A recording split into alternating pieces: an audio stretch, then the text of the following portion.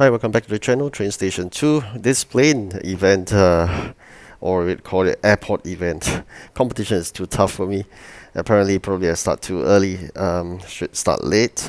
Struggling to stay on second right now. Um, the first I think is too far ahead, and the third is always changing position with me. I'm being like third and second, fighting neck to neck. So it's quite tough. I mean, overall, and quite lucky. Managed to get a rare train as well. The ETAT 141, which is a steam engine, and with a power of capacity maximum of 30, starting of 6. Alright, now let's enter into the gameplay. Always remember to complete the captain's request to gain those maps. You can see there I'm falling to the third place, then the second and first is climbing so fast. Probably, I guess, the second is a different time zone. So in the end of this video, I managed to climb back to the second spot, but I believe while I'm sleeping, he'll be able to overtake me very fast. And number one doesn't seem to sleep, or apparently is a pay to win. Using lots of gems and then climbing a few thousand points away from us, so it's almost impossible to get first for sure. So trying my best to just maintain top 3 and hopefully within getting a second. It's important you got to have this sufficient warehouse space to store those items if it's possible, so when the times comes when they ask for that contract, you can then fulfill that request. Alright, can see me always changing only blue maps. I'm collecting 181 blue maps already.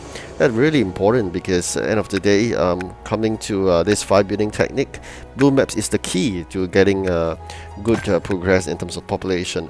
I'm going to surpass 5,000 soon, and I'm really happy with that progress using all these blue maps.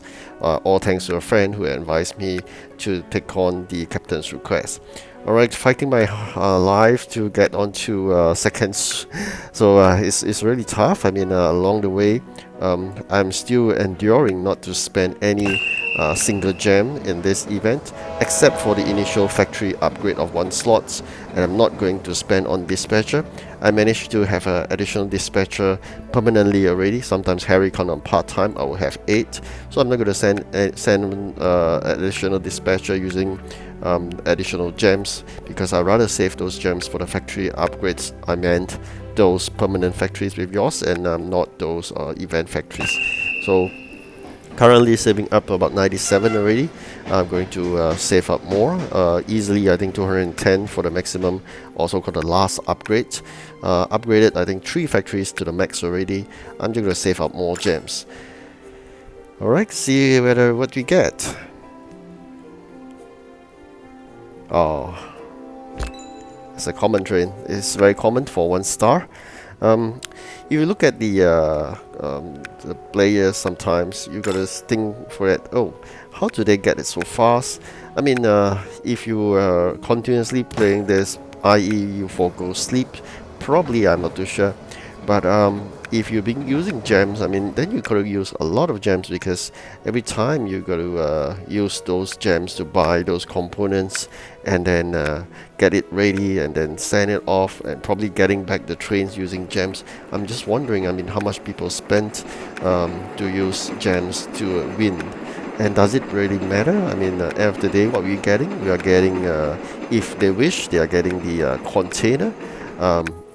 If that container is basically guaranteed of a so-called legendary train and so-called epic train percentage of 80 and versus legendary of 20, is it really worth it? I mean, at the end of the day, if they really want to pay using money, why don't they pay direct purchase? Is it that paying through getting something using so-called your own hard work, using gems actually, is better off than buying just off the shelf the item that you like?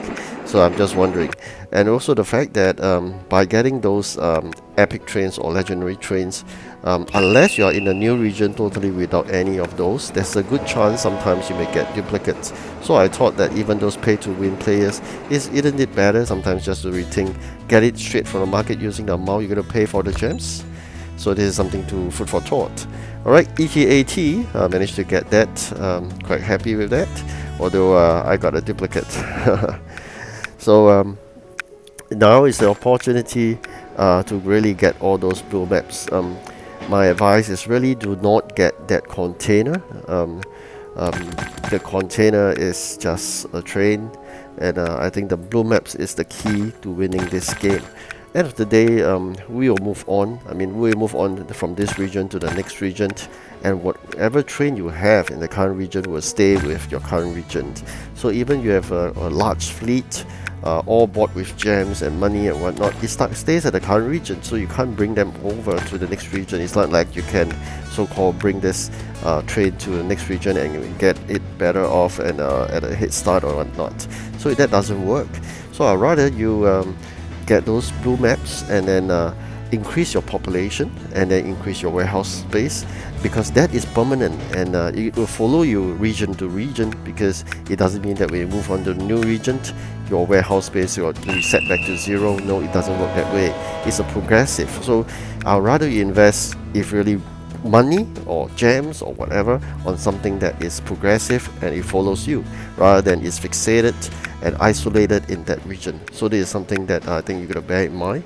That's why I really urge you to play and seriously play this airport event competition, because getting those blue maps from those stingy captains are really tough, but getting from this event is really generous. I mean, hardly had chance to get those blue maps. I didn't cherish that blue map so much in the past, but now I cherish it a lot, because I got to be I think numerous types of building requests before there's one that comes without blue maps. So you can imagine how much level up I would have if I had blue maps in the first place.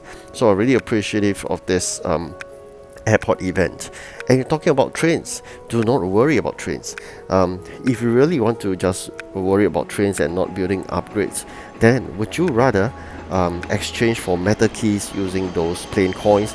Because end of the day, although the meta keys will give you 100 meta keys is 1-star container, but if you open numerous of those 1-star container, there may be a good chance you get an epic train or even legendary train. So wouldn't that increases your chances, rather than just buying on one train using all those event plain coins, right? So gotta think about all this before you actually change the rewards. Alright, so this is my advice to you. Please think properly. For me, I'm not thinking at all. I'm just going straight for the blue maps and nothing else. So that's me, because that's what I wanted from this event, and I'm very lucky. I mean, I've been storing up some items, propellers, the engines and whatnot. So with that, I do manage to so-called expedite the progress in terms of the completion, and get even more of those progress bar cleared. Another 1,000 over event plain coins is up for grabs, and along the way you up so-called progress further, and you will get more rewards. So if you could do just focus on this plain competition first, do other things later on. And here we go, 5,600, but still very shy from the first place. Right, so wish you all the best. Please get the blue maps if you're serious about continuity in this game. Alright, take care and good luck. Goodbye.